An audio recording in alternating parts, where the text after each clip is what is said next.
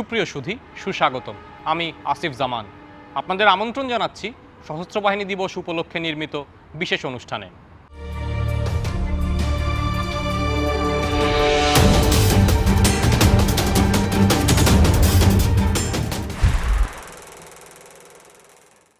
আজ আমরা অত্যন্ত আনন্দিত স্বাধীনতা যুদ্ধের ৩ জন কিংবদন্তি মুক্তিযোদ্ধাকে আমাদের মাঝে পেয়ে। সুপ্রিয় দর্শক, আপনারা জানেন সশস্ত্র বাহিনী প্রতি বছর সশস্ত্র বাহিনী দিবস উপলক্ষে বিশেষ অনির্বাণ অনুষ্ঠান প্রচার করে থাকে। আজ থেকে ৪৬ বছর আগে ১৯৭১ সালে তারা যে ইতিহাস রচনা করেছেন সেখানকার রোমাঞ্চকর ঘটনাগুলো আজ স্যাররা আমাদের জানানোর সম্মতি জ্ঞাপন করেছেন। আর এর মধ্যে দিয়ে আপনারাও জানতে পারবেন আমাদের মহান মুক্তিযুদ্ধের রোমাঞ্চকর ঘটনাগুলো এবং তার মাধ্যমে পাওয়া আমাদের এই লাল সবুজের মানচিত্র। আমাদের মহান মুক্তিযুদ্ধের শুরুর কথা এবং সশস্ত্র বাহিনী গঠনের পেছনের ঘটনাগুলো জানতে চাই। মেজর জেনারেল হেলাল মোর্শেদ খান, বীর বিক্রম, অবসরপ্রাপ্ত। ধন্যবাদ জামান। ১৯৭১ সালের মুক্তিযুদ্ধ বাংলাদেশের ইতিহাসের একটি মহান অধ্যায়। ১৯৭১ সালে ২৫শে মার্চ রাত্রে অপারেশন সার্চলাইটের নামে পাকিস্তানি হানাদার বাহিনী নিরস্ত্র ঘুমন্ত বাঙালিদের উপর ঝাঁপিয়ে পড়ে নির্বিচারে হত্যা নির্যাতন শুরু করলে পাকিস্তান সেনাবাহিনীর বাঙালি সদস্যরা সমগ্র বাংলাদেশে দুর্বার প্রতিরোধ গড়ে তোলে। অন্যান্য সেনা সদস্যদের সাথে বাংলাদেশে অবস্থানরত ইস্ট বেঙ্গল রেজিমেন্টের ৫টি ব্যাটালিয়নই মুক্তিযুদ্ধে যোগ দেয়। এভাবেই বাংলার অবিসংবাদিত নেতা জাতির পিতা বঙ্গবন্ধু শেখ মুজিবুর রহমানের আহ্বানে বাংলার আপামর জনসাধারণের সাথে কাঁধে কাঁধ মিলিয়ে মুক্তিযুদ্ধে ঝাঁপিয়ে পড়েছিল বাঙালি সেনা সদস্যরা। ১৯৭১ সালে গঠিত মুজিবনগর সরকার কর্নেল অবসরপ্রাপ্ত এম.এ.জি. ওসমানীকে মুক্তিবাহিনীর প্রধান সেনাপতি হিসেবে নিয়োগ দেন। সমন্বিতভাবে যুদ্ধ পরিচালনা করার জন্য সমগ্র দেশকে ১১টি সেক্টরে বিভক্ত করা হয়। সেক্টর অধিনায়কগণের অধিকাংশই ছিলেন সেনাবাহিনীর সদস্য। সেক্টর কমান্ডারগণ সর্বস্তরের মুক্তিযোদ্ধাদের নিয়ে অসংখ্য সফল সামরিক অভিযান পরিচালনা করেন। তবে সুসংহত ও সমন্বিত যুদ্ধের মাধ্যমে বিজয় ত্বরান্বিত করার প্রয়াসে এক পর্যায়ে গঠন করা হয় এস ফোর্স, জেড ফোর্স ও কে ফোর্স নামে সেনাবাহিনীর ৩টি নিয়মিত ব্রিগেড। ওই সময়ে মুক্তিযুদ্ধে অংশগ্রহণকারী ইস্টবেঙ্গল রেজিমেন্টের ৭টি ব্যাটালিয়ন ছাড়াও যুদ্ধ চলাকালে আরও ৩টি ব্যাটালিয়ন প্রতিষ্ঠা করা হয়। যুদ্ধে গোলন্দাজ সহায়তা প্রদানের জন্য মুক্তিযুদ্ধের সময় গঠিত হয় মুজিব ব্যাটারি, রওশনারা ব্যাটারি ও স্বতন্ত্র রকেট ব্যাটারি। এছাড়া ডাইরেক্টরেট অফ মেডিকেল সার্ভিস যাত্রা শুরু করে মুজিবনগর সরকারের অধীনে। এভাবেই মহান মুক্তিযুদ্ধের মধ্য দিয়ে জন্মলাভ করে বাংলাদেশ সেনাবাহিনী।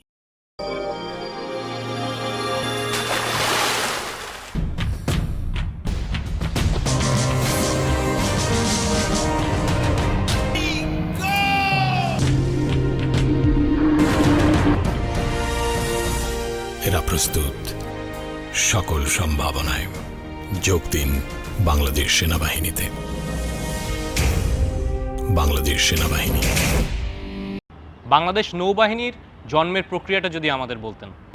বীর মুক্তিযোদ্ধা কমোডর আব্দুল ওয়াহেদ চৌধুরী, বীর উত্তম, বীর বিক্রম, অবসরপ্রাপ্ত। বাংলাদেশ নৌবাহিনীও এই জন্মের সাথে গর্বিত। মুক্তিযুদ্ধে দেশে বিদেশে আমরাও গর্ববোধ করছি। ১৯৭১ সালের ঐতিহাসিক সেক্টর কমান্ডার্স কনফারেন্সের ঘোষণা থেকে বাংলাদেশ নৌবাহিনীর আনুষ্ঠানিক যাত্রা শুরু হয়। এ সময় পাকিস্তান নৌবাহিনীতে কর্মরত কিছু সংখ্যক বাংলাদেশি সাবমেরিনারদের সমন্বয়ে গড়ে তোলা হয় নৌ কমান্ডো দল।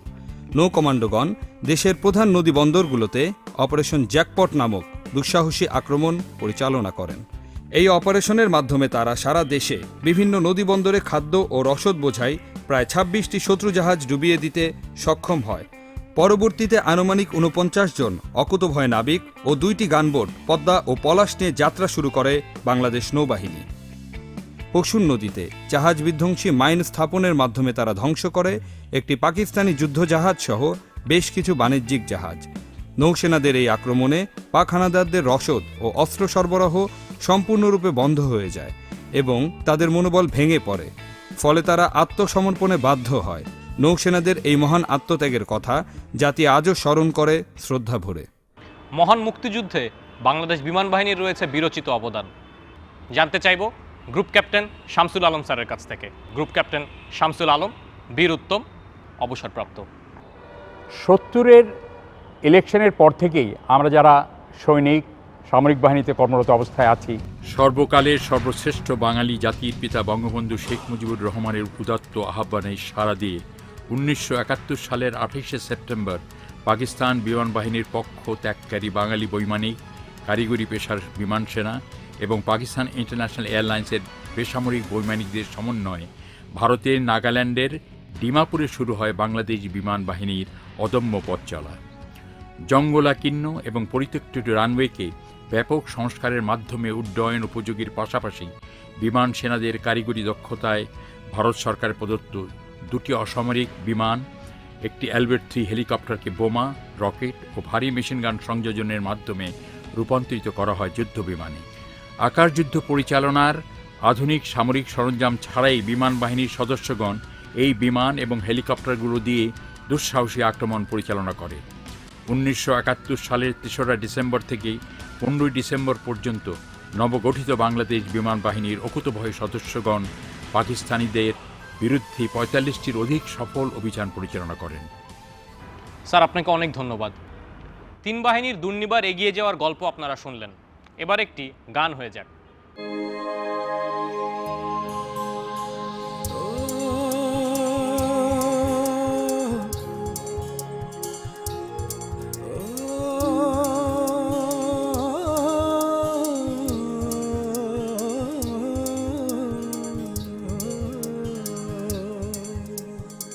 চলো সবাই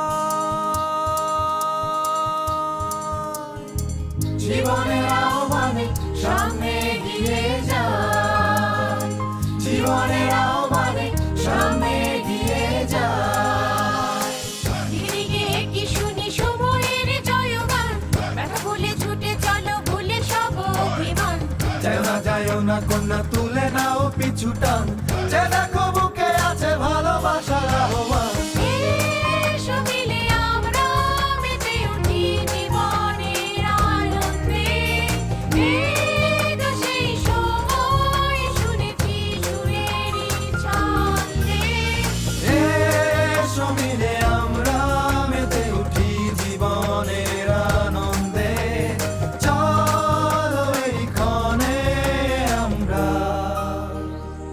তাকে স্বাগত জানাই, চলো সবাই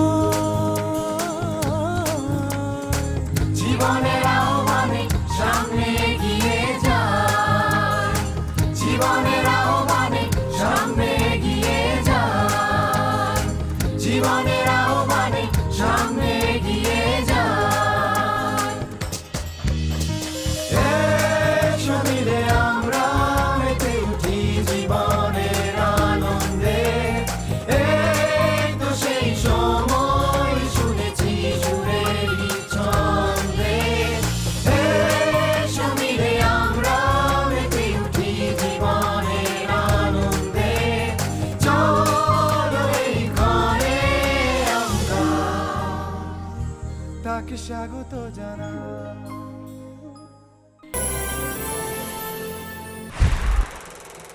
1972 সালের 10 জানুয়ারি স্বদেশ প্রত্যাবর্তন করেন জাতির পিতা বঙ্গবন্ধু শেখ মুজিবুর রহমান। এরপর মুক্তিযুদ্ধ থেকে ফিরে আসা সেনাবাহিনীকে গড়ে তোলার জন্য তিনি ব্যাপক কর্মসূচি গ্রহণ করেন। মুক্তিযুদ্ধের সময় গঠিত 3টি নিয়মিত brigade, K force, Z force ও এস ফোর্সকে যথাক্রমে যশোর, কুমিল্লা ও ঢাকায় স্থানান্তরের মাধ্যমে শুরু হয় সেনাবাহিনীর পুনর্গঠন প্রক্রিয়া। 1972 সাল হতে 73 সালের মধ্যে সেনাবাহিনীতে নতুনভাবে গড়ে তোলা হয় engineer, signals, service, ordnance, military police, remount veterinary and farm ও মেডিকেল কোর। বাংলাদেশ সেনাবাহিনীতে দক্ষ অফিসার গড়ে তোলার জন্য 1974 সালে কুমিল্লা ক্যান্টনমেন্টে প্রতিষ্ঠা করা হয় বাংলাদেশ মিলিটারি একাডেমি। 1975 সালের জুলাই মাসে গঠন করা হয় প্রেসিডেন্ট গার্ড রেজিমেন্ট। মুক্তিযুদ্ধের সময় সেনানিবাসগুলির বিধ্বস্ত ভবনগুলি সংস্কার ও নতুন ভবন নির্মাণ সহ সেনাবাহিনীকে সাজ সরঞ্জাম ও অস্ত্রশস্ত্রে সজ্জিত করা হয়। স্বদেশ প্রত্যাবর্তনের পর জাতির জনক বঙ্গবন্ধু শেখ মুজিবুর রহমান যুদ্ধবিধ্বস্ত দেশটির পুনর্গঠনের দায়িত্বভার পালন করেন। সেই সময় প্রায় শূন্য থেকে নৌবাহিনী গঠনের কাজ তিনি শুরু করেন। এরই ধারাবাহিকতায় 1974 সালের 10 ডিসেম্বর তিনি বাংলাদেশ নৌবাহিনীর বৃহত্তম প্রশিক্ষণ ঘাঁটি বানৌজা ইসা খান কমিশন করেন এবং একটি আধুনিক নৌবহর গঠনের লক্ষ্যে যুগোস্লাভিয়া ও ভারত থেকে 5টি আধুনিক রণতরী সংগ্রহ করেন এবং নারায়ণগঞ্জে আরও 5টি পেট্রোল ক্রাফট নির্মাণ করে যুদ্ধজাহাজ নির্মাণে দেশীয় প্রযুক্তির গোড়াপত্তন করেন। পরবর্তীকালে তারই সুযোগ্য কন্যা মাননীয় প্রধানমন্ত্রী শেখ হাসিনা একটি আধুনিক নৌবাহিনীর প্রয়োজনীয়তার বিষয়টি উপলব্ধি করেন। সে লক্ষ্যে তিনি দক্ষিণ কোরিয়া থেকে একটি অত্যাধুনিক ফ্রিগেট ক্রয় করেন, যা বিএনএস বঙ্গবন্ধু নামে 2001 সালে কমিশনিং করেন। সময়ের পরিক্রমায় নৌবাহিনী আজ একটি ত্রিমাত্রিক ও যুগোপযোগী বাহিনী হিসেবে আত্মপ্রকাশ করতে চলেছে। বাংলাদেশের ভৌগোলিক অবস্থান ও সামরিক কৌশলগত দিক বিবেচনায় রেখে জাতির পিতা বঙ্গবন্ধু শেখ মুজিবুর রহমানের স্বপ্ন ছিল একটি আধুনিক, শক্তিশালী ও পেশাদার বিমান বাহিনী গঠনের। তার একান্ত প্রচেষ্টায় একে একে বিমান বাহিনীতে যোগ হয় তৎকালীন সময়ের অত্যাধুনিক সুপারসনিক মিগ-21 যুদ্ধবিমান, আন্তনভ 24 ও আন্তনভ 26 পরিবহন বিমান, MI-8 হেলিকপ্টার এবং কিছু সংখ্যক রাডার। ফলে জাতির পিতা বঙ্গবন্ধু শেখ মুজিবুর রহমানের প্রজ্ঞা ও দূরদর্শিতায় জন্মলগ্ন থেকেই বাংলাদেশ বিমান বাহিনী হয়ে ওঠে যুগোপযোগী ও প্রযুক্তি নির্ভর। যুদ্ধকালীন সময় আপনারা তিনজনই দেশের বাইরে ছিলেন, কিন্তু জাতির পিতা বঙ্গবন্ধু শেখ মুজিবুর রহমানের আহ্বানে সাড়া দিয়ে আপনারা তিনজনই দেশে ফেরত আসেন এবং দেশমাতৃকার সেবায় নিজেদেরকে নিয়োজিত করেন। শুরুতে যাব মেজর জেনারেল হেলাল মোর্শেদ স্যারের কাছে। স্যার, আপনার কাছে জানতে চাই আপনার যুদ্ধে সম্পৃক্ত হওয়ার বিষয়ে। মেজর জেনারেল হেলাল মোর্শেদ খান, বীর বিক্রম, অবসরপ্রাপ্ত। 1971 সালের জানুয়ারি মাসে আমি টাঙ্গাইল এলাকার একটি শীতকালীন মহড়ায় ব্যস্ত ছিলাম। আমি তখন ছিলাম 2য় ইস্ট বেঙ্গল রেজিমেন্টের জুনিয়র টাইগার্সের একজন সদস্য। জাতির পিতা বঙ্গবন্ধুর 7ই মার্চ ভাষণে বাংলার সকল সশস্ত্র জনবলকে যুদ্ধের প্রস্তুতির নির্দেশনা দেন। 25 মার্চ রাতে ঢাকা শহরে পাকিস্তানি সেনা আক্রমণ শুরুর সঙ্গে সঙ্গে স্বাধীনতার ঘোষণাও দিয়ে দেন। ঢাকার অদূরে জয়দেবপুরে অবস্থান করছিল পাকিস্তান সেনাবাহিনীর অংশ বাঙালি সেনা গঠিত আমার 2য় ইস্ট বেঙ্গল রেজিমেন্ট বা জুনিয়র টাইগার্স। তখন জুনিয়র টাইগার্সের 4টি প্রধান কোম্পানির আলফা কোম্পানির দায়িত্বে ছিলাম আমি, লেফটেন্যান্ট হেলাল মোর্শেদ। ব্রাভো কোম্পানিতে ছিলেন ক্যাপ্টেন ASM নাসিম, চার্লি কোম্পানিতে ছিলেন ক্যাপ্টেন আজিজুর রহমান ও ডেল্টা কোম্পানিতে ছিলেন মেজর মইনুল হোসেন। এরপর ঢাকার অদূরে মেঘনা নদীর ভৈরব আশুগঞ্জ সেতু থেকে সিলেট জেলার সুরমা নদীর সুরমা সেতু পর্যন্ত এই বিশাল এলাকা জুড়ে প্রতিরক্ষা গড়ে তোলা হয় জুনিয়র টাইগার্স ও কিছু সহযোগী সৈন্যদল নিয়ে। আশুগঞ্জ শহর ও সেতুর এলাকার দায়িত্ব দেওয়া হয় আলফা কোম্পানিকে, যার দায়িত্ব তখন গ্রহণ করেছেন ক্যাপ্টেন নাসিম। ক্যাপ্টেন নাসিমের সঙ্গে আশুগঞ্জ সেতু এলাকায় যুদ্ধে থেকে তাকে সাহায্য করে দায়িত্বটিও আমাকে দেওয়া হয়। এপ্রিলের প্রথম থেকেই আমরা আশুগঞ্জ রেল সেতুটি এবং উঁচু রেল লাইনটিকে মাঝে রেখে সুবেদার আজিমের প্লাটুন বাঁয়ে ও সুবেদার করিমের প্লাটুন ডানে নদী তীর সামনে রেখে গ্রামের সারি বরাবর প্রতিরক্ষা অবস্থানগুলো স্থাপনা করি। কোম্পানির প্রধান অস্ত্র হেভি মেশিনগানটি প্রায় 15 ফুট উঁচুতে রেল লাইনের সেতুর মাথায় স্থাপন করা হয়, যাতে সামনে থেকে আক্রমণরত শত্রুর সকল প্রচেষ্টা ব্যর্থ করে দেওয়া যায়, তার সঙ্গে ব্যাপকভাবে শত্রু ধ্বংস হত্যা করা যায়। পরের দিন 14 এপ্রিল শুরু হয় জল, স্থল ও আকাশপথের চূড়ান্ত আক্রমণ। আগের রাতে অনেকগুলো কাজ সেরে ভোরে লাল দালানে বিছানায় একটু বিশ্রাম নেবার চেষ্টা করছিলাম। তন্দ্রা কেটে গেল যুদ্ধ শুরুর শব্দেই। একটু বিস্ময় নিয়েই লক্ষ্য করলাম প্রায় 6-7টি হেলিকপ্টার সারিবদ্ধভাবে নদীর উপর এয়ার ব্রিজ তৈরি করে আশুগঞ্জ বাজার ও সোহাগপুরের দিকে যাচ্ছে। ঠিক একই সময় একাধিক F-86 বিমানের গর্জন শুনল। আকাশে বিমানের ধোঁয়ার কুণ্ডলী, মাটিতে গোলার আঘাতে প্রজ্বলিত গ্রামের বাড়িঘরের ধোঁয়ার কুণ্ডলী ও এলাকা জুড়ে আগুনের লেলিহান শিখা মিলে একটি ভয়াবহ আতঙ্কের ও ভীতিকর অবস্থার তৈরি চেষ্টা করল শত্রু দলের নায়ক। আমাদেরও প্রায় একই অবস্থা। সোহাগপুরে কমান্ডো অবতরণের পরপরই তারা ধাবিত হয় সুবেদার সিরাজের অরক্ষিত মর্টার অবস্থানের দিকে। তবে তাতে কিছু সময় পাওয়া যায়। ক্যাপ্টেন নাসিম ও আমি ও অন্যান্যরা কমান্ড পোস্ট থেকে সরে উঁচু রেল স্টেশন ছাউনিতে এসে এই আকস্মিক অবস্থাকে আমাদের নিয়ন্ত্রণে এনে সুবেদার করিম ও তার অবস্থানকে পেছন থেকে কমান্ডো হামলা হতে রক্ষা করার পরিকল্পনা নেই। ছুটলাম মাজাহারের হেভি মেশিন গানটি নিয়ে আসতে। গান কমান্ডার লান্স নায়েক হাইকে সহ বসালাম আমাদের ছাউনির পেছনে একদিকে ছোট দেয়াল বেষ্টিত একটি বিমান আক্রমণ হতে সুরক্ষিত ট্রেঞ্চে। বুঝালাম ওর দায়িত্ব ও ওর কাজগুলো। কমান্ডোদের হত্যা করতে হবে, এটাই ওর এখন কাজ। ছুটলাম ছাউনির দিকে ক্যাপ্টেন নাসিমকে আমার সফলতা জানাতে আর সুবেদার করিমের বিষয়ে আলাপ করতে। মুহূর্তে একটি F-86 কয়েকটি রকেট ও এক ঝাঁক গুলি ছিল। একটি স্প্লিন ক্যাপ্টেন নাসিমের ঘাড়ে লেগেছে। ওনাকে দাঁড় করাতে সাহায্য করতেই দেখি আমার বাম হাতের উপরের অংশ থেকে রক্ত বেরিয়ে যাচ্ছে। ঠিক এই মুহূর্তে শুনতে পেলাম লান্স নায়েক হাইয়ের মেশিন গানের গর্জন। বুকের ভেতরটা লাফিয়ে উঠল। ভুলে গেলাম সব রক্ত আর আহত হওয়ার বিষয়। ছুটে গেলাম হাইয়ের কাছে। সামনের দৃশ্যটি কোনোদিন ভুলি নাই। ওর প্রায় 400 গজ সম্মুখে ডজন ডজন কমান্ডো সৈন্য, নিহত আহত কমান্ডোরা মাটিতে লুটিয়ে আছে, আর ওদের সাথীরা যারা আহতদের সরিয়ে নেবার চেষ্টা করছে তাদেরকে হাই আবার ফায়ার করে করে হত্যা করে চলেছে। কমান্ডোরা ছোট ছোট গ্রুপে ভাগ হয়ে সারাদিনের প্রচেষ্টায় আমাদের বেশ কাছে চলে আসে। একটি গ্রুপ হাইয়ের ডান দিকে একটি দোতলা লাল দালানের ছাদে অবস্থান নেয়।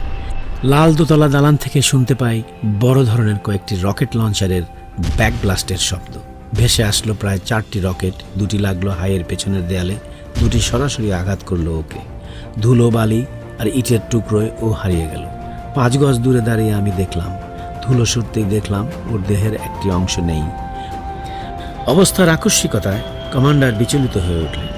আশাভঙ্গের বেদনায় চোখ ছলছল করে উঠল। সাহায্যের হাত বাড়ালাম, বললাম, it is the time to let go, অর্থাৎ সময় এসেছে ছাড় দেবার। কমান্ডার তার ভেরিলাইটের সংকেত আকাশে ছুড়লেন। লাল নীল রঙের পূর্ব নির্ধারিত সংকেত আকাশে দেখা দিল। আমরা ধীরে ধীরে সুসংহতভাবে বেদনা ভরাক্রান্ত হৃদয়ে পিছু হটার প্রক্রিয়া শুরু করলাম, আর প্রস্তুত হলাম আলফা কোম্পানির দ্বিতীয় যুদ্ধ, মাধবপুরের যুদ্ধের জন্য। মহান মুক্তিযুদ্ধে বাংলাদেশ সেনাবাহিনীর বীরত্বগাথার কথা আমরা শুনলাম। এবার জানতে চাই আমাদের নৌবাহিনীর দুর্ধর্ষ অভিযান ও আত্মত্যাগের কথা। বীর মুক্তিযোদ্ধা কমোডর আব্দুল ওয়াহেদ চৌধুরী, বীর উত্তম, বীর বিক্রম, অবসরপ্রাপ্ত। ধন্যবাদ। পাকিস্তান নৌবাহিনী আমাকে নতুন সাবমেরিনের জন্য, যেটা PNS ম্যাংগ্রো ছিল, ফ্রান্সে পাঠায়। 29শে মার্চ 1971 সন ফ্রান্সের তোলন থেকে স্বাধীনতা যুদ্ধে উদ্বুদ্ধ হয়ে যোগদান করার পরিকল্পনা করি। প্রত্যেকের সঙ্গে আমার আলাদাভাবে গোপনে পরিকল্পনা হয় বাংলাদেশের স্বাধীনতা যুদ্ধে আমরা কিভাবে অংশগ্রহণ করতে পারি। 13 জন বাঙালির মধ্যে 10 জনকে আমি প্রকাশ করি। আমি 9 জনকে নিয়ে বহু বাধা বিপত্তি অতিক্রম করে বিভিন্ন ক্ষেত্রে ধরা পড়া সত্ত্বেও জেনেভা থেকে দিল্লিতে পৌঁছাই। ফাইনালি পলিটিক্যাল অ্যাসাইলামের মাধ্যমে 11ই এপ্রিল দিল্লি পৌঁছাই ভায়া বম্বে। সিদ্ধান্ত হয় আমাদেরকে দিয়ে সমুদ্রপথ বন্ধ করার পরিকল্পনা নেওয়া হয়। আমাদেরকে সেই জন্য যমুনা নদীর তীরে ভেরি স্পেশাল ফিন্স এবং নানা কৌশলে সাঁতার শেখানো হয়। আন্ডার ওয়াটার অপারেশন করার জন্য আমরা পারদর্শী হয়ে উঠলাম। স্বাধীনতা যুদ্ধে যে সকল বাঙালি ছেলেরা বর্ডারে ভারতে এসে আশ্রয় নিচ্ছিল, এই বলিষ্ঠ স্কুল, ইউনিভার্সিটি, কলেজ গোয়িং ছেলেদেরকে আমরা রিক্রুট করে নৌ কমান্ডো করার চিন্তা ভাবনা শুরু হয়। আমাকে প্রতিদিন জেনারেল চৌধুরী একটি টেন্টে বসিয়ে 7 দিন অনবরত 2টো গান শোনাতেন। প্রতিদিন সকাল 7:30 8টা থেকে 11টা পর্যন্ত এই গানই শোনাতেন। এটাই নির্ধারণ করবে কোন দিন কোন তারিখ অপারেশন হবে। 2টো গানের একটা ছিল পঙ্কজ মল্লিকের আমি শুনিয়েছিলাম যত গান, এটার মিনিং হবে 48 আওয়ার্স ওয়ার্নিং সিগন্যাল। আরেকটা গান আমার পুতুল আজকে যাবে শ্বশুর বাড়ি। 11ই অগস্ট হরিণা হয়ে তারা আমাদেরকে সি অফ করে ক্যামোফ্লেজড স্টাইলে, ছেঁড়া লুঙ্গি, ছেঁড়া শার্ট, যে আমি একজন কমান্ডোদের লিডার হিসেবে চট্টগ্রামে ৬০ জন কমান্ডোকে নিয়ে অপারেশন করতে যাচ্ছি। ১৩ তারিখ সকালে ঠিক ৬টায় এই মাটিতে শোয়া অবস্থায় এবার শুনুন পঙ্কজ মল্লিকের গান।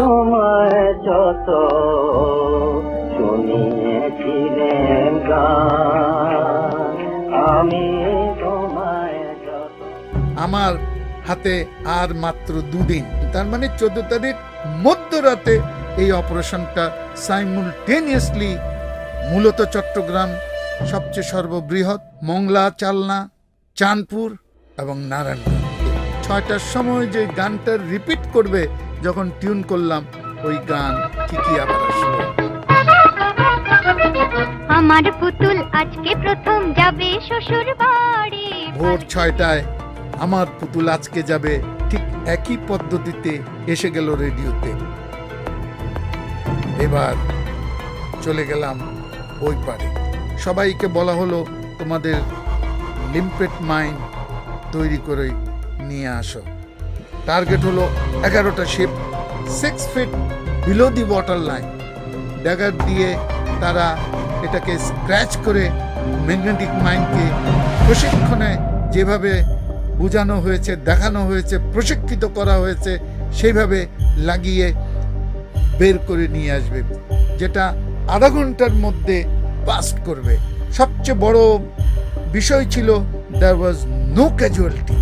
এরই মধ্যে ভোর হতে হতেই খবর আসলো চট্টগ্রাম নৌবন্দর অচল, 9টি জাহাজ ছোট বড় নিমজ্জিত।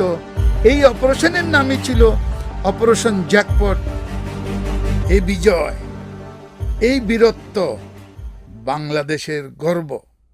বাংলাদেশের সশস্ত্র বাহিনী এখন জনবল, মনোবল, কৌশল এবং অস্ত্র সম্ভারে পৃথিবীর যে কোনো সেনাবাহিনী, সশস্ত্র বাহিনীর তুলনামূলকভাবে আমরা একটি স্থানে আজকে দাঁড়াতে পেরেছি। অবশ্যই স্যার, আমরা কিন্তু খুবই অবাক হই যখন শুনি শুধুমাত্র বুক ভরা সাহস আর দেশের প্রতি অগাধ ভালোবাসা নিয়ে, সামান্য কিছু যুদ্ধাস্ত্র নিয়ে আপনারা অত বড় একটি প্রশিক্ষিত বাহিনীর সাথে যুদ্ধে নেমেছিলেন। আমরা কিন্তু স্যার সেদিক থেকে অনেক ভাগ্যবান। আমাদের সশস্ত্র বাহিনী এখন আধুনিক সমরাষ্ট্র সম্ভারে সুসজ্জিত।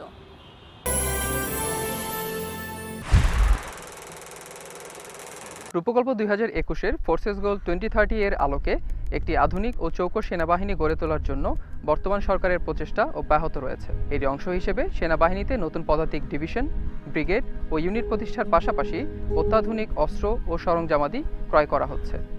আধুনিকায়নের অংশ হিসেবে বাংলাদেশ সেনাবাহিনীতে সংযোজিত হয়েছে 4র্থ প্রজন্মের ট্যাঙ্ক MBD-2000 এবং armoured recovery vehicle BW-654।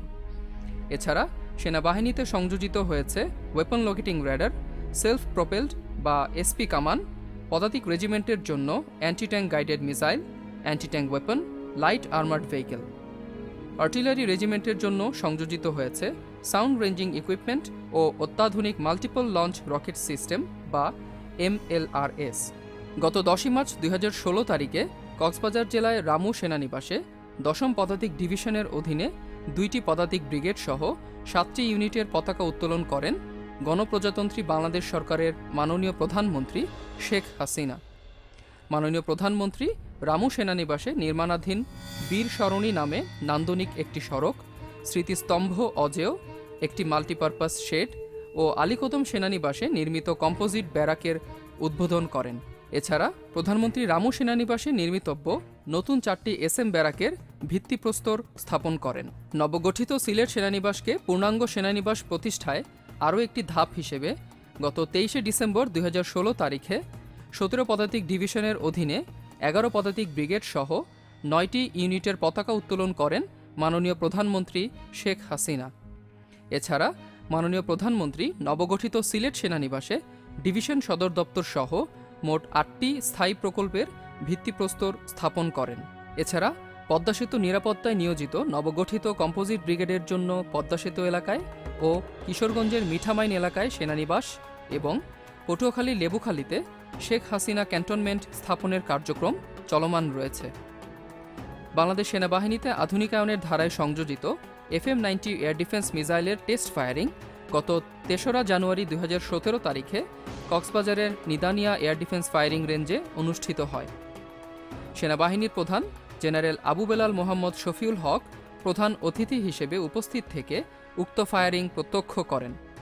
নবপ্রতিষ্ঠিত Ramu সেনানিবাসকে পূর্ণাঙ্গ সেনানিবাস হিসেবে প্রতিষ্ঠার আরেকটি ধাপ হিসেবে গত ৯ ফেব্রুয়ারি ২০১৭ তারিখে এরিয়া সদর দপ্তর কক্সবাজার সহ মোট ৭টি ইউনিটের পতাকা উত্তোলন করেন সেনাবাহিনী প্রধান জেনারেল আবু বেলাল মোহাম্মদ শফিউল হক।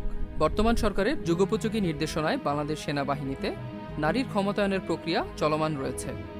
মাননীয় প্রধানমন্ত্রীর নির্দেশনায় ২০০০ সাল হতে বাংলাদেশ সেনাবাহিনীতে মহিলা অফিসারের অন্তর্ভুক্তির সিদ্ধান্ত গৃহীত হয়। ২০১৩ সালে বাংলাদেশ সেনাবাহিনী হতে প্রথম মহিলা অফিসার ছত্রী সেনা হওয়ার গৌরব অর্জন করেন। এছাড়াও প্রথমবারের মতো বাংলাদেশ সেনাবাহিনীর ২ জন শিক্ষানবিশ পাইলট একক ও দ্বৈত উড্ডয়ন পরিচালনা করেন। বর্তমান সরকারের সময়কালে ২০১৩ সালের ১৪ই জানুয়ারি প্রথমবারের মতো বাংলাদেশ সেনাবাহিনীতে মহিলা সৈনিক ভর্তির সিদ্ধান্ত গ্রহণ করা হয়। মাননীয় প্রধানমন্ত্রী ২০১৫ সালের ২৯শে জানুয়ারি প্রথম মহিলা রিক্রুট ব্যাচের প্রশিক্ষণ সমাপনী কুচকাওয়াজে প্রধান অতিথি হিসেবে উপস্থিত থেকে কুচকাওয়াজ পরিদর্শন ও সালাম গ্রহণ করেন। সমুদ্র সম্পদ সংরক্ষণ এবং সকল প্রকার শত্রুর আক্রমণ থেকে সমুদ্র সীমা সুরক্ষার লক্ষ্যে বাংলাদেশ নৌবাহিনীকে ত্রিমাত্রিক নৌবাহিনী হিসেবে গড়ে তুলতে বর্তমান সরকার বহুমুখী পদক্ষেপ গ্রহণ করেছেন। সেই লক্ষ্যে গত ১২ই মার্চ ২০১৭ বাংলাদেশের ইতিহাসে প্রথমবারের মতো নৌবাহিনীর বহরে সংযোজিত হয় আধুনিক দুটি সাবমেরিন নবযাত্রা ও জয়যাত্রা। চট্টগ্রামস্থ নৌঘাঁটি বানৌজা ইসা খানে সাবমেরিন দুটি আনুষ্ঠানিকভাবে নৌবহরে কমিশনিং করেন ত্রিমাত্রিক নৌবাহিনীর রূপকার মাননীয় প্রধানমন্ত্রী শেখ হাসিনা। পরে মাননীয় প্রধানমন্ত্রী বানৌজা বঙ্গবন্ধু নেভাল এভিয়েশনের দুটি হেলিকপ্টার ও দুটি এমপিএ এবং দক্ষ নৌ কমান্ডো দল সোয়ার্ডস এর অংশগ্রহণে নৌবাহিনীর ত্রিমাত্রিক সক্ষমতা অর্জনের পরিচিতিমূলক একটি প্রদর্শনী প্রত্যক্ষ করেন।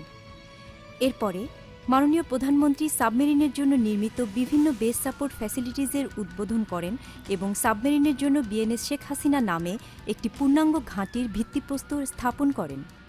এছাড়া নৌবাহিনীর দক্ষ পরিচালনায় খুলনা শিপইয়ার্ড ও নারায়ণগঞ্জ ডকইয়ার্ডের মধ্যে 5টি পেট্রোল ক্রাফট, 2টি ল্যান্ডিং ক্রাফট ইউটিলিটি এবং 2টি ল্যান্ডিং ক্রাফট ট্যাঙ্ক নির্মাণ করেছে, যা যুদ্ধ জাহাজ নির্মাণের ক্ষেত্রে এক নতুন মাইল ফলক। এর ফলে জাহাজ নির্মাণের পরনির্ভরশীলতা কমানোর মাধ্যমে বিপুল পরিমাণ বৈদেশিক মুদ্রা সাশ্রয় করা সম্ভব হবে। তাছাড়া নৌবাহিনীর ওপর আস্থার কারণেই বর্তমান সরকার নৌবাহিনীর হাতে তুলে দিয়েছে চিটাগং ড্রাই ডক পরিচালনার দায়িত্বভার। ২০০০ সাল হতে নৌবাহিনীতে নারী কর্মকর্তাগণ অত্যন্ত সফলতার সাথে দায়িত্ব পালন করে আসছে। গত ৩০শে মে ২০১৬ প্রথমবারের মতো বাংলাদেশ নৌবাহিনীতে যোগদান করে ৪৪ জন মহিলা নাবিক। বর্তমানে তারা নৌবাহিনীর বিভিন্ন শাখায় কর্মরত রয়েছে। জাতির পিতা বঙ্গবন্ধু শেখ মুজিবুর রহমানের সুযোগ্য কন্যা মাননীয় প্রধানমন্ত্রী শেখ হাসিনা বিমান বাহিনীকে শক্তিশালী, দক্ষ এবং আধুনিক করে গড়ে তোলার প্রচেষ্টা অব্যাহত রেখেছেন। এরই ধারাবাহিকতায় বিমান বাহিনীতে সংযোজিত হয় বিভিন্ন ধরনের অত্যাধুনিক যুদ্ধ প্রশিক্ষণ বিমান, যুদ্ধ বিমান, পরিবহন প্রশিক্ষণ বিমান, পরিবহন বিমান, হেলিকপ্টার এবং উচ্চ ক্ষমতা সম্পন্ন আকাশ প্রতিরক্ষা র্যাডার। যুদ্ধবিমান সহ বিভিন্ন ধরনের বিমান, র্যাডার ও অন্যান্য যন্ত্রপাতির সুষ্ঠু, নিরাপদ ও সাশ্রয়ী রক্ষণাবেক্ষণ এবং ওভারঅলিংয়ের লক্ষ্যে নির্মিত হয়েছে বঙ্গবন্ধু এরোনটিক্যাল সেন্টার। পূর্ণাঙ্গ ঘাঁটি হিসাবে আত্মপ্রকাশ করেছে বিমান ঘাঁটি বঙ্গবন্ধু ও কক্সবাজার। ইতোমধ্যে আকাশ প্রতিরক্ষা ব্যবস্থা জোরদার করার প্রয়োজনে বিমান বাহিনীতে সংযোজিত হয়েছে অত্যাধুনিক ক্ষেপণাস্ত্র surface two air missile FM-90।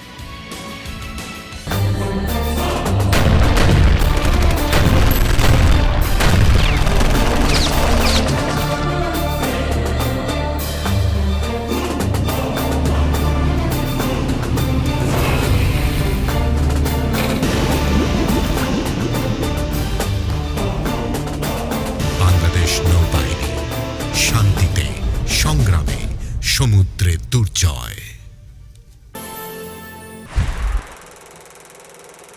সমরে আমরা, শান্তিতে আমরা, সর্বত্র আমরা দেশের তরে, এই মূলমন্ত্রে দীক্ষিত বাংলাদেশ সেনাবাহিনীর প্রথম এবং প্রধান দায়িত্ব দেশের স্বাধীনতা এবং সার্বভৌমত্বকে রক্ষা করা। বাংলাদেশ সেনাবাহিনীর পেশাদারিত্বের মান বজায় রাখার জন্য এই বাহিনীর সদস্যদেরকে সারা বছর নিয়োজিত থাকতে হয় বিভিন্ন প্রশিক্ষণে।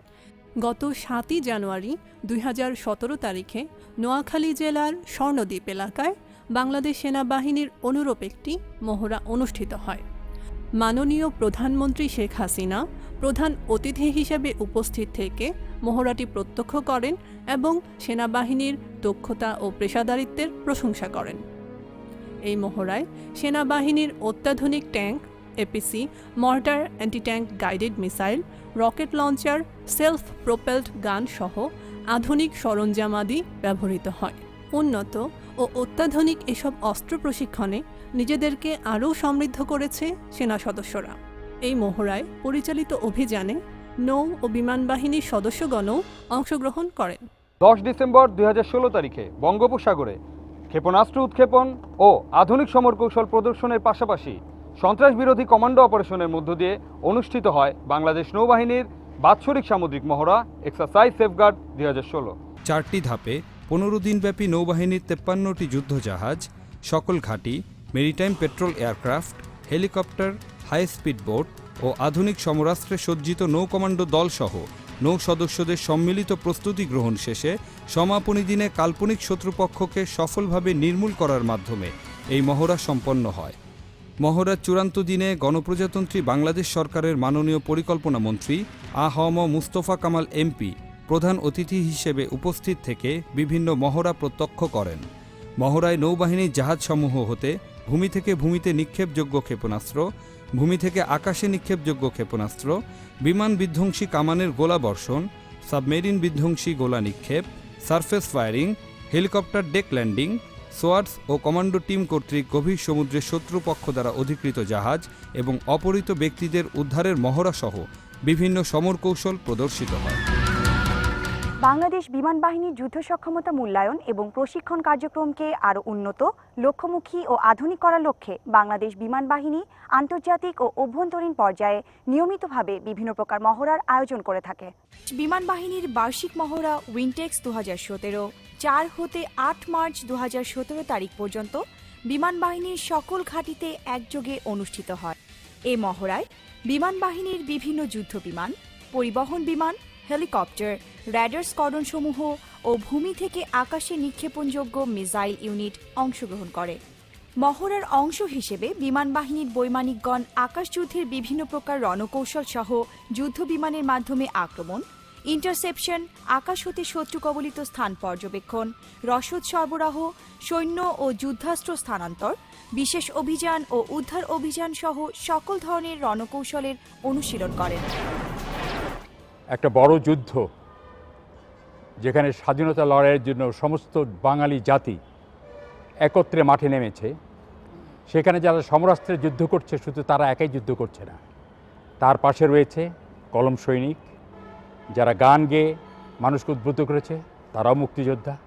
পাশাপাশি আজকে তোমরা যখন শান্তি মিশনে বিদেশে যাচ্ছ,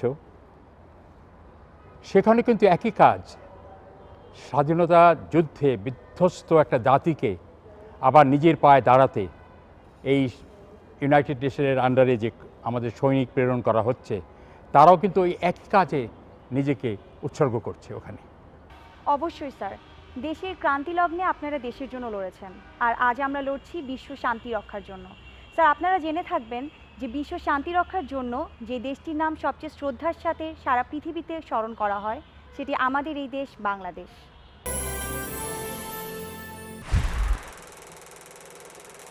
জাতিসংঘ শান্তিরক্ষা মিশনে বাংলাদেশ এক গর্বিত অংশীদার। গত 2 দশকেরও বেশি সময় ধরে বাংলাদেশ সেনাবাহিনী জাতিসংঘ আন্তর্জাতিক শান্তিরক্ষা কার্যক্রমে অংশগ্রহণ করছে এবং সাফল্যের সাথে অর্পিত দায়িত্ব পালন করছে।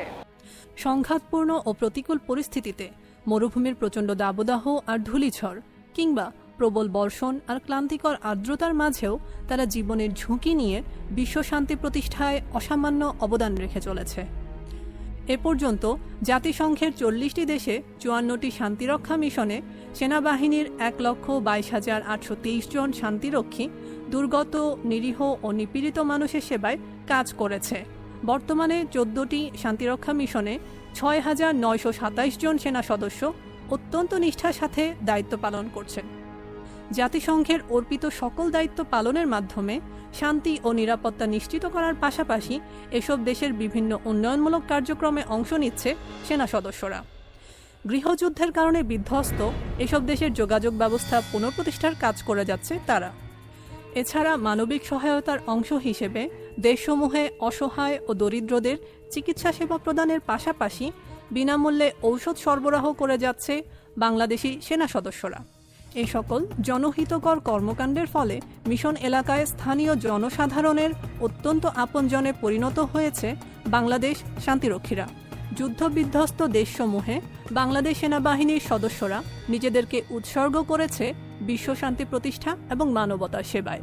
শান্তিরক্ষা কার্যক্রমে নিয়োজিত বাংলাদেশ সেনাবাহিনীর সদস্যদের পেশাগত দক্ষতা, সততা, নিরপেক্ষতা এবং মানবিকতার কারণে বিশ্বের সকল মানুষের কাছে নিজেদেরকে বিশ্ব শান্তির দূত হিসেবে প্রতিষ্ঠিত করেছে।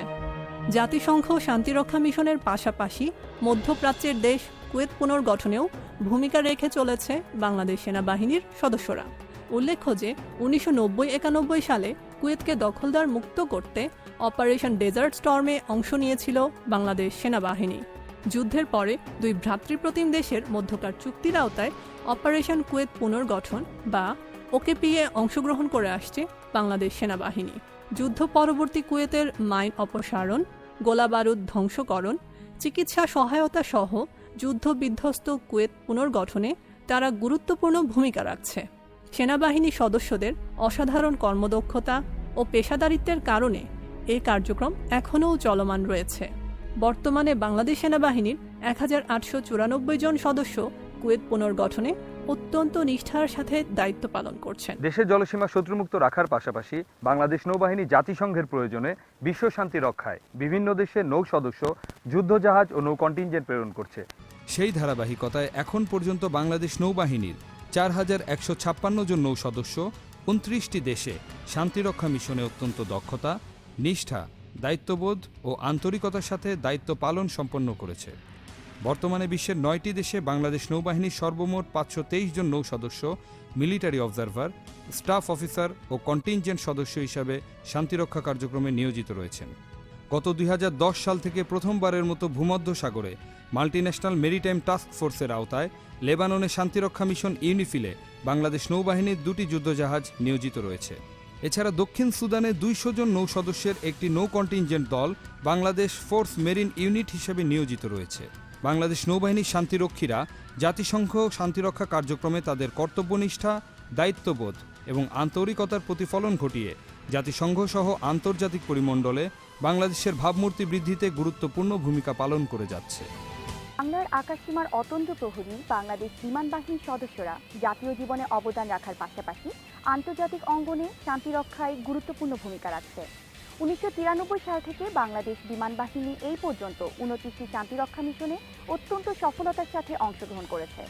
অদ্যাবধি বাংলাদেশ বিমান বাহিনীর 5000-এর অধিক সদস্য শান্তিরক্ষার কাজে পৃথিবীর বিভিন্ন শান্তিরক্ষা মিশনে অত্যন্ত সুনামের সাথে দায়িত্ব পালন করেছেন।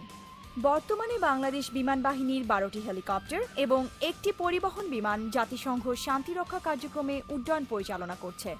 পেশাগত অবদান ছাড়াও সিভিল মিলিটারি কোঅপারেশন কার্যক্রমের আওতায় বাংলাদেশ বিমান বাহিনীর সদস্যগণ সংঘাতময় অঞ্চলে স্কুল কলেজের অবকাঠামো নির্মাণ, দুস্থ জনগণকে কারিগরি দক্ষতা অর্জনের সহায়তা এবং চিকিৎসা ও সেবামূলক কার্যক্রম পরিচালনা করে শুধুমাত্র বিভিন্ন দেশের জনগণের আস্থায় অর্জন করেনি, মানব সেবায় বাঙালি জাতির আলোর দ্যুতি ছড়িয়ে দিয়েছে বিশ্বব্যাপী। বিশ্ব শান্তি রক্ষায় তাই বাংলাদেশ বিমান বাহিনী আজ অনুসরণীয় দৃষ্টান্তের সৃষ্টি করেছে।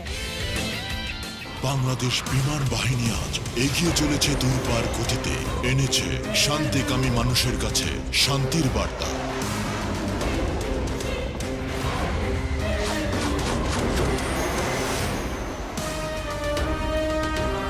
যুদ্ধ করেছি, জীবন দিয়েছি, অর্জন করেছি স্বাধীনতা। এই স্বাধীনতাকে রক্ষা করা এখন তোমার পালা। জয়েন বাংলাদেশ এয়ারফোর্স, বাংলার আকাশ রাখিব মুক্ত। স্থল ও জলপথের যুদ্ধ জয়ের গল্প শুনে আমরা অভিভূত। এবার জানতে চাই আকাশ জয়ের কথা, আকাশ যুদ্ধ জয়ের কথা। জানতে চাইব গ্রুপ ক্যাপ্টেন শামসুল আলম স্যারের কাছ থেকে। গ্রুপ ক্যাপ্টেন শামসুল আলম বীর উত্তম, অবসরপ্রাপ্ত, এবং স্যার এবছর স্বাধীনতা পদকে ভূষিত হয়েছেন। 70-এর ইলেকশনের পর থেকেই প্রতিটা মুহূর্ত পূর্ব এবং পশ্চিম পাকিস্তানে থেকেই আমরা মনিটর করছিলাম। 25শে মার্চের ক্র্যাকডাউনের আগেই আমি পশ্চিম পাকিস্তানের তখন রাওয়ালপিন্ডিতে কর্মরত অবস্থায় ছিলাম। তখনই কিন্তু বঙ্গবন্ধুর সাথে ইয়াহিয়া খান, ভুট্টো এবং অন্যান্য রাজনীতিবিদদের সাথে কথাবার্তা চলছে কিভাবে তারা পাওয়ার হ্যান্ডওভার করবে। কিন্তু আমরা তো দেখছি যে এটা ভাওতা ছাড়া আর কিছু নয়। তারা কালক্ষেপণ করছে, এই সুযোগ নিয়ে তারা সৈন্য আরও অগমেন্ট করছে। এর পরের ঘটনা 25শে মার্চ, যে তখন আমি রাওয়ালপিন্ডিতে ছিলাম। 26শে মার্চ সকালবেলায় আমি জানতে পারলাম যে 25শে মার্চ রাতে কী ঘটনা ঘটেছিল ঢাকায়। আমরা সবাই প্ল্যান করছি, যে যেখানে পারছি বাঙালিরা, সৈনিকরা, আমরা এই যুদ্ধে অংশগ্রহণ করব। আমি একটা ছুটি চাইলাম, যে ছুটিতে আমি করাচিতে আসবো 7 দিনের ছুটিতে, একটা অজুহাত দেখিয়ে। এবং কিছুদিন পরে আমার সেই ছুটি মঞ্জুর হলো এয়ার হেডকোয়ার্টার থেকে, এবং সাথে আমি আমার সমস্ত সার্টিফিকেট, লগবুক এবং ব্যাংক থেকে যে সমস্ত টাকা ছিল আমার সেই টাকা পয়সা আমি নিলাম। আমি 3রা জুন আমি করাচি থেকে ঢাকায় চলে আসলাম। লাগেজটা ওরা নিয়ে আসলো, নিয়ে এসে আমাকে জিপে করে বললো যে আমি জিপে করে আমি কোথায় যাবো। আমি বললাম তো আমি যাবো আমার পৈতৃক বাড়ি মালিবাগে। তা বলছে ঠিক আছে, তুমি একটা গাড়ি নাও, তুই চলে যাও। আমি যখন গাড়িতে করে চলে আসছি, আমার সাথে ছিল একজন অফিসার, সে আমাকে নিয়ে গেল এই আমাদের এখনকার যে প্রেজেন্ট বিএ বেস বাসার, সেইখানে নিয়ে এসে আমাকে গাড়িটা থামালো। এরপরে আমাদের সেই নির্ধারিত অফিসারটা আসলো এবং তিনি আমাকে বললেন যে আলম সরি, আমাকে একটা আনপ্লেজেন্ট কাজ করতে হবে, তোমার লাগেজটা আমাকে সার্চ করতে হবে। তো উনি লাগেজটা সার্চ করলেন, সার্চ করার পর দেখলো যে আমার সমস্ত সার্টিফিকেট, আমার সেখানে তখন আমার একটা প্যাকেটের মধ্যে 50,000 রুপি। শামসুল আলম, তুমি যে ছুটি নিয়ে আসছো এটা মিথ্যা কথা, তোমাকে কোনো ছুটি দেওয়া হয়নি, আমরা অলরেডি চেক আপ করেছি, তোমাকে এখন বন্দি করা হলো, সত্য কথা বলবে এবং সত্য কথা যদি বলো তাহলে তোমার মুক্তি দেওয়া হবে, তা না হলে তোমার আইনানুগ ব্যবস্থা গ্রহণ করা হবে। ওটার কিছুক্ষণ পর আমি ওখানে ছিলাম সেই ক্যান্টনমেন্টের কনসেন্ট্রেশন ক্যাম্পে। সেখানে আমার নানা রকম টর্চার এবং ইন্টারোগেশন প্রসেস আমাকে ফেস করতে হয়েছে। এবং করার পর একটা সময় হলো যখন আমি দেখলাম যে আমার পক্ষে আর এই টর্চার অসহ্য হয়ে পড়েছিল, তখন আমি লিখিতভাবে দিয়েছিলাম যে হ্যাঁ আমি এসেছিলাম স্বাধীনতা যুদ্ধে অংশগ্রহণ করার জন্য। কিছুদিন পর 14 আগস্ট ওরা বেস কমান্ডার কাছে নিয়ে আসে, পাকিস্তান বিমান বাহিনীর বেস কমান্ডার। আমাকে দেখে হতবাক হয়ে গেল আমার শারীরিক অবস্থা দেখে, এবং তিনি আমাকে বললো যে আলম, আমাদের তো তোমাকে ছুটি দেওয়া হবে, কিন্তু শর্ত হলে এই তুমি এখন পশ্চিম পাকিস্তানে চলে যেতে হবে। তাই আমি বললাম যে আমি কীভাবে যাব, আমার তো এখন আমার শারীরিক অবস্থা খুবই দুর্বল, আমি তো ভীষণ টর্চারের মধ্যে এখানে আছি। আমাকে 7 দিনের ছুটি মঞ্জুর করলেন।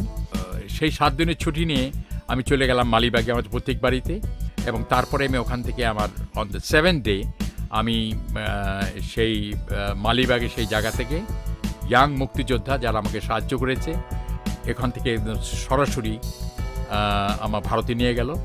সেখানে আমি গ্রুপ ক্যাপ্টেন AK খন্দকারের কাছে রিপোর্ট করলাম, এবং সেখান থেকে একটা ট্রান্সপোর্ট এয়ারক্রাফটে করে আমরা চলে আসলাম ডিমাপুরে। এই ডিমাপুরে যখন আমরা ল্যান্ড করলাম তখন আমি দেখলাম যে একটা ছোট্ট রানওয়ে এবং চারিদিকে পাহাড় বেষ্টিত এবং খুব সুন্দর একটা জায়গা, একটা পুরনো সেকেন্ড ওয়ার্ল্ড ওয়ারের একটা runway. Air chief marshal PC Lal সাথে করে নিয়ে আসলেন 3টি এয়ারক্রাফট, একটা হলো DC-3 ডাকোটা বিমান ট্রান্সপোর্ট এয়ারক্রাফট, এরপরে একটি অ্যালবার্ট 3 ফ্রেঞ্চ অ্যালবার্ট 3 হেলিকপ্টার, এবং একটি কেনেডিয়ান বিল্ড অটার এয়ারক্রাফট। কিছুদিনের মধ্যে আমাদের জানানো হলো যে আমার দায়িত্ব ছিল, যে টার্গেটটা সেটা ছিল চিটাগং অয়েল রিফাইনারির ফিউল স্টোরেজ ট্যাঙ্ক। 3রা ডিসেম্বরে ভারতীয় সরকার যুদ্ধ ঘোষণা করবার জন্য প্রস্তুতি হলো, এবং সেই দিনই আমাদের জানানো হলো বিকেলবেলায় যে আজকে হচ্ছে সেই দিন যেদিন আমরা যাব আমাদের অভিষ্ট লক্ষ্য টার্গেটগুলো ধ্বংস করার জন্য। আমরা ওখান থেকে 3রা ডিসেম্বরের 7:30টার সময় সন্ধ্যা আমি টেক অফ করলাম, এবং আমার সাথে ছিল কো পাইলট ক্যাপ্টেন আকরাম, এবং পাশে এবং আরও 2 জন ছিল, একজন বম্বার্ডিয়ার একজন গানার। টেক অফ হলো 7:30টায়, এবং আমরা টেক অফের পরপরই আমরা দক্ষিণ অভিমুখে আমরা যাচ্ছি। রাত, গভীর রাত, আস্তে আস্তে রাত যতই করতেছে অন্ধকার চারিদিকে, বাট একটু একটু চাঁদের আলো তখন আমরা দেখছিলাম। ওটাতে আমরা খুব লো লেভেলে ফ্লাই করছিলাম যতটুকু সম্ভব। 300 থেকে 500 ফিট প্রথমে ছিল, তারপর 300 ফিট, তারপর আর একটু নিচে আমরা নামলাম, যাতে করে পাকিস্তান বিমান বাহিনীর রেডার আমাদের যেন না দেখতে পারে। তারা সমস্ত ব্ল্যাকআউট অবজার্ভ করতেছিল চট্টগ্রামে, সেই জন্য আমরা কোনো চট্টগ্রামের একদম পিচ ডার্ক তখন দেখতে পাচ্ছি না, শুধু বে অফ বেঙ্গলে কতগুলো জাহাজ নোঙর করা ছিল, সেগুলির কয়েকটা বাতি আমরা দেখছিলাম। আমরা আমাদের অ্যাটাক লঞ্চ করলাম এবং লঞ্চ করার সাথে সাথে আমরা আমাদের একটা, দুটো, তিনটে, চারটা অ্যাটাক আমরা করলাম। আমরা ওখান থেকে আবার রওনা দিলাম আমার ফিরতি পথে। আমাদের যুদ্ধ সরঞ্জাম দুর্বল থাকলেও দৃঢ় মনোবল আর দেশপ্রেমের জন্যই আমরা এই অসাধ্য সাধন করতে পেরেছিলাম। আজ এই মুক্তিযুদ্ধে বিশেষ কৃতিত্ব বঙ্গবন্ধুর। তোমরা রিপ্রেজেন্ট করো আর্মি, নেভি, এয়ারফোর্স এবং অত্যন্ত গর্বের এবং গৌরবের সামরিক বাহিনী। মুক্তিযুদ্ধের মাধ্যমে আমরা আমাদের দেশটাকে স্বাধীন করেছি। এখনও স্যার নানাভাবে দেশের সেবায় নিয়োজিত রয়েছে সশস্ত্র বাহিনী। মুক্তিযুদ্ধ করার সুযোগ হয়তো আমাদের হয়নি স্যার, কিন্তু দেশের সেবায় সশস্ত্র বাহিনী কখনোই বিন্দুমাত্র পিছিয়ে থাকেনি। আপনাদের দেখানো পথ ধরে স্যার আমরা 3 বাহিনী এখনও দেশের বিভিন্ন উন্নয়ন প্রকল্পে যুক্ত রয়েছি সক্রিয়ভাবে।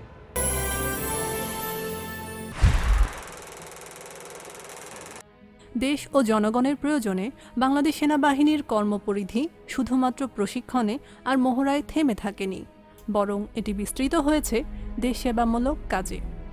দেশের দুর্যোগ দুর্বিপাকে সেনাবাহিনী মানুষের পাশে এসে দাঁড়িয়েছে প্রতিনিয়ত। পাশাপাশি দেশের উন্নয়নমূলক কর্মকাণ্ডেও গুরুত্বপূর্ণ অবদান রেখে চলেছে সেনাবাহিনীর সদস্যরা। গত 1 জুলাই 2016 তারিখে রাজধানীর গুলশানের হলি আর্টিজান বেকারি রেস্টুরেন্টে দুষ্কৃতিকারীরা রেস্টুরেন্টের সকলকে জিম্মি করে। ঘটনার পরপরই পুলিশ ঘটনাস্থলে পৌঁছায় এবং পরিস্থিতি নিয়ন্ত্রণে আনার চেষ্টা করে। তাদের এই অভিযানকালে 2 জন সাহসী পুলিশ অফিসার নিহত হন এবং 20 জনের অধিক পুলিশ সদস্য আহত হন। উদ্ভূত পরিস্থিতিতে সেনাবাহিনীকে অভিযান পরিচালনার জন্য নির্দেশ প্রদান করা হলে বাংলাদেশ সেনাবাহিনী অপারেশন থান্ডারবোল্টের পরিকল্পনা করে। বাংলাদেশ সেনাবাহিনী মাত্র 12 থেকে 13 মিনিটের মধ্যে সকল সন্ত্রাসীকে নির্মূল করে টার্গেট এলাকায় নিয়ন্ত্রণ প্রতিষ্ঠা করে। এই অভিযানের মাধ্যমে 3 জন বিদেশি নাগরিক সহ মোট 13 জনকে জীবিত উদ্ধার করা হয় এবং সকল সন্ত্রাসীকে নির্মূল করা হয়। গত 10 সেপ্টেম্বর 2016 তারিখ টঙ্গীর টেম্পাকো লিমিটেডে ভয়াবহ বিস্ফোরণের পর আগুন লেগে যায়। এতে ঘটনাস্থলে 25 জন নিহত ও 50 জনের মতো আহত হয়। বিস্ফোরণে ধসে পড়ে 5তলা কারখানা ভবন ও পাশের 2টি 3তলা ভবন। ভয়াবহ এই দুর্ঘটনার পর গত 12 সেপ্টেম্বর উদ্ধার কাজে সেনাবাহিনী মোতায়েন করা হয়। একটি মেডিকেল টিম সহ সেনাবাহিনীর শতাধিক সদস্য উদ্ধার কাজে যোগ দেয় এবং অত্যন্ত দক্ষতার সাথে উদ্ধার কাজ পরিচালনা করে। নোয়াখালীর মূলভূমি থেকে 4 কিলোমিটার দক্ষিণে অবস্থিত জাহাজজার চর এই দ্বীপটিকে প্রধানমন্ত্রীর সুবিবেচনায় প্রশিক্ষণ কার্যক্রমের জন্য বাংলাদেশ সেনাবাহিনীর নিকট হস্তান্তর করা হয়। একাধারে প্রশিক্ষণ এলাকা তৈরি, যোগাযোগ ব্যবস্থা স্থাপন, বসতি স্থাপন, বৃক্ষরোপণ, চাষাবাদ, পশুপালন, সাইক্লোন শেল্টার তৈরি, ভূমির উন্নয়ন সহ নানাবিধ কার্যক্রম হাতে নেওয়া হয়। আর এসব কিছুতেই সম্পৃক্ত করা হয় উপকূলীয় জনগণকে। সেনাবাহিনীর অক্লান্ত পরিশ্রমে জাহাজজার চর পরিণত হয় স্বর্ণদ্বীপে। গত 25শে মার্চ 2017 তারিখ সিলেটের দক্ষিণ সুরমার শিববাড়ি পাঠানপাড়া এলাকায় আতিয়া মহলে অপারেশন টুয়াইলাইট পরিচালনা করে বাংলাদেশ সেনাবাহিনীর 17 পদাতিক ডিভিশন ও বিশেষায়িত কমান্ডো দল। কমান্ডোরা তাদের জীবন বাজি রেখে অত্যন্ত সাহসিকতার সাথে অভিনব কৌশল প্রয়োগের মাধ্যমে পুরুষ, মহিলা ও শিশুসহ মোট 78 জনকে নিরাপদে উদ্ধার করে। 3 দিন একটানা বিভিন্ন কৌশল প্রয়োগের মাধ্যমে 27শে মার্চ 2017 তারিখ বিকেলের মধ্যে সকল জঙ্গিদের নির্মূল করা হয়। 3 দিনের প্রবল বর্ষণের ফলে গত 13ই জুন 2017 তারিখ হতে পার্বত্য চট্টগ্রামের বিভিন্ন স্থানে পাহাড় ধস শুরু হয়। স্মরণকালের ভয়াবহ এই পাহাড় ধসে ব্যাপক প্রাণহানি সহ সমগ্র এলাকায় যোগাযোগ ব্যবস্থা বিচ্ছিন্ন হয়ে পড়ে। যোগাযোগ ব্যবস্থার পুনরুদ্ধার এবং পাহাড় ধসে ক্ষতিগ্রস্তদের সহায়তার জন্য বিভিন্ন সেনা ক্যাম্পের সদস্যরা অত্যন্ত দ্রুততার সাথে উদ্ধার কাজে অংশগ্রহণ করেন। রাঙামাটির মানিকছড়িতে একটি পাহাড় ধসে মাটি ও গাছ পড়ে চট্টগ্রাম রাঙামাটি মহাসড়ক বন্ধ হয়ে গেলে সেনাবাহিনীর একটি দল উক্ত সড়কে যান চলাচল স্বাভাবিক করতে উদ্ধার কার্যক্রম শুরু করে। উদ্ধার কার্যক্রম চলাকালীন পাহাড়ের একটি বড় অংশ উদ্ধারকারী দলের উপর ধসে পড়লে 2 জন সেনা কর্মকর্তা সহ 5 জন সেনা সদস্য নিহত এবং 10 জন সেনা সদস্য আহত হয়। বাংলাদেশ সেনাবাহিনীর নিরলস প্রচেষ্টায় পার্বত্য এলাকায় বিচ্ছিন্ন যোগাযোগ ব্যবস্থা দ্রুত পুনঃস্থাপিত হয়। এছাড়া পাহাড় ধসের পরে সেনাবাহিনী অসহায় ও দুর্গত মানুষের চিকিৎসা সেবা, খাবার পানি, রসদ বিতরণ এবং দুস্থদের নগদ অর্থ ও বস্ত্র বিতরণ করে। পদ্মা বহুমুখী সেতু প্রকল্পের নির্মাণ চলাকালীন সময়ে সকল প্রকল্পে নিরাপত্তা প্রদানের পাশাপাশি সেনাবাহিনী জাজিরা ও মাওয়া অ্যাপ্রোচ রোড এবং ব্রিজ অ্যান্ড ফ্যাসিলিটিস সার্ভিস এরিয়ার কনস্ট্রাকশন সুপারভিশন কনসালটেন্ট হিসেবে কাজ করছে। তাছাড়া ঢাকা মাওয়া ও জাজিরা ভাঙা সংযোগ সড়কের বর্ধিতকরণের কাজ করেছে সেনাবাহিনী। পাশাপাশি পদ্মা সেতু রেল সংযোগ প্রকল্পের জন্য বাংলাদেশ সেনাবাহিনীকে সুপারভিশন পরামর্শক হিসেবে নিয়োগ দেওয়া হয়েছে। পার্বত্য এলাকায় নতুন নতুন রাস্তা, কালভার্ট ও সেতু নির্মাণ করে যাচ্ছে সেনা সদস্যরা। এর ফলে পার্বত্য অঞ্চলের আর্থসামাজিক উন্নয়নে ব্যাপক ভূমিকা রাখছে এবং পর্যটন শিল্প বিকাশে দিয়েছে নতুন মাত্রা। পার্বত্য অঞ্চলের শিক্ষা, স্বাস্থ্য ব্যবস্থার উন্নয়নেও বিশেষ ভূমিকা রেখে চলেছে বাংলাদেশ সেনাবাহিনী। এছাড়া মহিপাল ফ্লাইওভারটি সেনাবাহিনীর তত্ত্বাবধানে ঢাকা-চট্টগ্রাম সংযুক্ত মহাসড়কের উপর নির্মিত হয়েছে।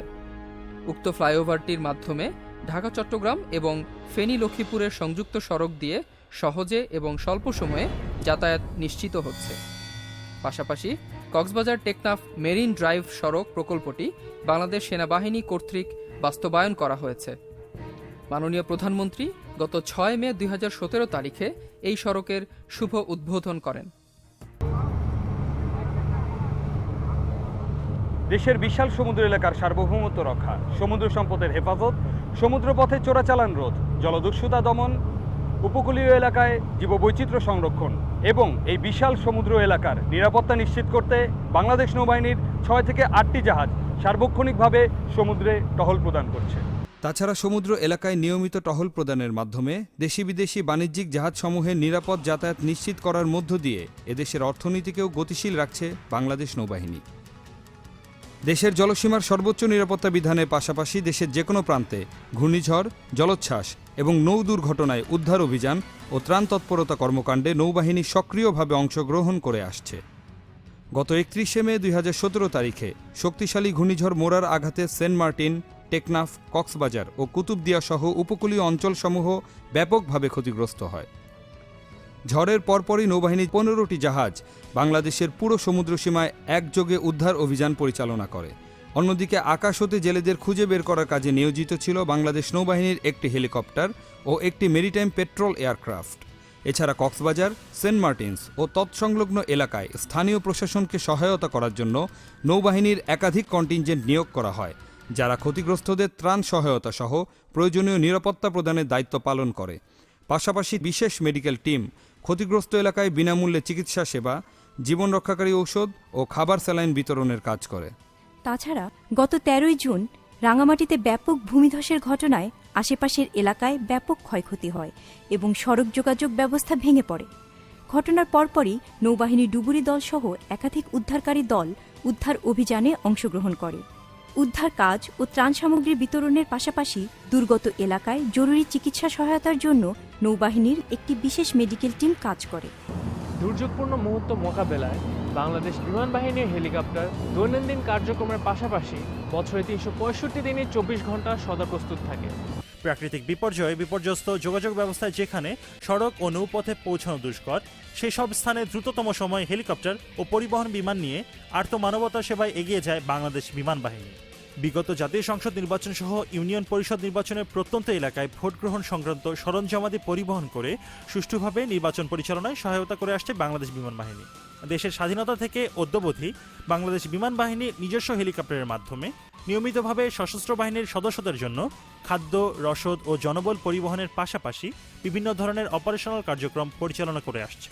গত 13 জুন 2017 তারিখে প্রবল বৃষ্টিপাতের ফলে পার্বত্য অঞ্চলে পাহাড় ধস পরবর্তী উদ্ধার কার্যে নিহত ও গুরুতর আহত বাংলাদেশ সেনাবাহিনীর সদস্যদেরকে বাংলাদেশ বিমান বাহিনীর MI-171 ও বেল্ট 12 হেলিকপ্টারের মাধ্যমে ঢাকা CMH এবং চট্টগ্রাম সেনানিবাসে নিয়ে আসা হয়। সম্প্রতি ঘটে যাওয়া প্রলয়ঙ্করী ঘূর্ণিঝড় মোরার আঘাত ও ক্ষয়ক্ষতি নিরূপণ করার জন্য বাংলাদেশ বিমান বাহিনীর নবসংযোজিত অগাস্টা ওয়েস্টল্যান্ড 139 হেলিকপ্টারের মাধ্যমে ঘূর্ণিঝড় পরবর্তী সার্চ অ্যান্ড রেস্কিউ মিশন পরিচালনা করা হয়। বাংলাদেশ বিমান বাহিনী জাতীয় অঙ্গনে সেবামূলক কর্মকাণ্ডের পাশাপাশি আন্তর্জাতিক পরিমণ্ডলের বিভিন্ন দেশে সরকার প্রদত্ত ত্রাণ ও চিকিৎসা সামগ্রী পৌঁছে দিয়েছে। তাছাড়া নেপালে সংঘটিত প্রলয়ঙ্করী ভূমিকম্প এবং শ্রীলঙ্কায় সংঘটিত ভয়াবহ বন্যা ও ভূমিধসে ক্ষতিগ্রস্ত মানুষের সাহায্যার্থে দ্রুতগতিতে ঔষধসহ ত্রাণ সামগ্রী পৌঁছে দেয় বাংলাদেশ বিমান বাহিনী। মহান মুক্তিযুদ্ধে গুরুত্বপূর্ণ ভূমিকা পালন এবং স্বাধীনতাত্তর দেশ ও জাতির কল্যাণে অসামান্য অবদানের স্বীকৃতিস্বরূপ বাংলাদেশ বিমান বাহিনী স্বাধীনতা পুরস্কার 2017 অর্জন করে। গণপ্রজাতন্ত্রী বাংলাদেশ সরকারের মাননীয় প্রধানমন্ত্রী শেখ হাসিনা 23 মার্চ 2017 তারিখে আনুষ্ঠানিকভাবে বিমান বাহিনী প্রধান এয়ার চিফ মার্শাল আবু এসরারের নিকট পদক ও সম্মাননা হস্তান্তর করেন। আমাদের পরম প্রাপ্তি মহান মুক্তিযুদ্ধের বীরগাথার গল্প শেষ হবার নয়। আজ আমরা পরিচিত হলাম 3 জন জীবন্ত কিংবদন্তির সাথে। এরকম অসংখ্য আরও আত্মত্যাগের গল্প নিশ্চিতভাবে থেকে গেছে লোকচক্ষুর অন্তরালে। তাকে লালন করতে হয় বুকের গহীনে এবং সেটি বাধ্য করে দেশের পক্ষ হয়ে দাঁড়াতে। এবার আমাদের সাথে রয়েছে আরও একটি চমৎকার গান। এটি শুনতে শুনতে আমরা বিদায় নিচ্ছি। ভালো থাকবেন সবাই, ভালোবাসবেন দেশকে, ভালোবাসবেন মানুষকে। ধন্যবাদ।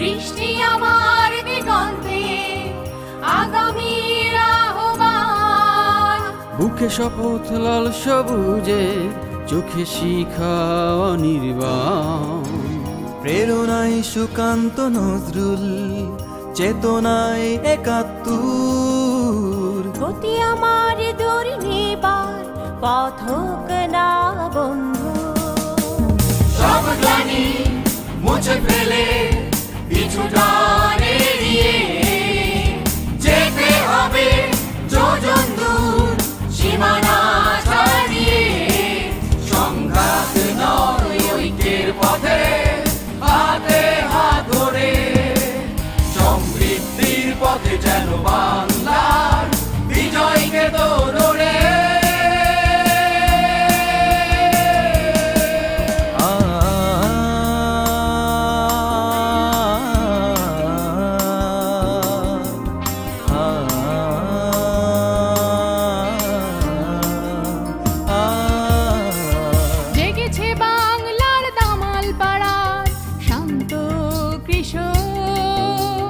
পাশের বাড়ির মেয়েটিও আজ এক মাতাল স্বপ্নে বিভোর, হাতে আসাদের জামার পতাকা, বুকে নূর হোসেনের প্রত্যয়, আত্মবিশ্বাসে মোরা অবিচল নিশ্চিত করব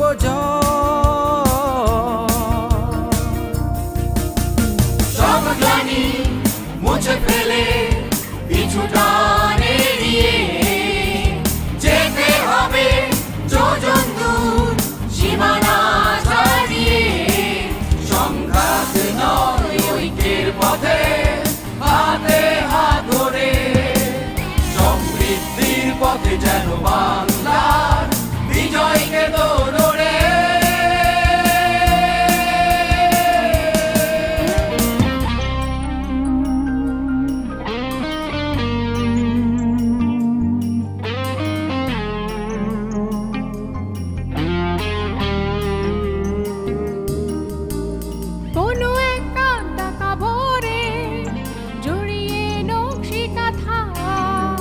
দেখবে আমরা লিখে রেখেছি নতুন বিজয় গাথা, সবুজ ক্যানভাসে লাল দিয়ে আঁকা আঁকা এক নতুন ছবি, বাংলার মার মাটিকে রেখে বদলে দিয়েছি সবই,